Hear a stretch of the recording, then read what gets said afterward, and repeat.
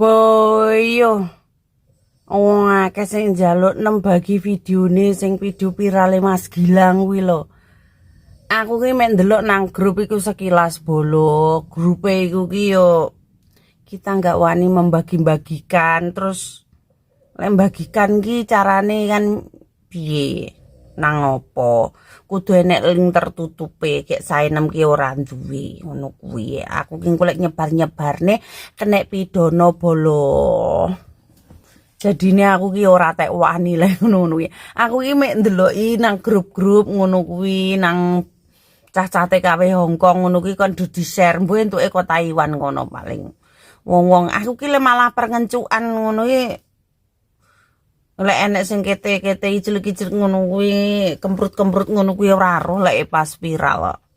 roh-roh kuwi nang cacah bagi beh delok awakku kok ketok meruntus to asline resik lho awak kuwi lah kok sing resik iki raine tok to padahal kulit aku ki yo resik mening lho jendak bener filtere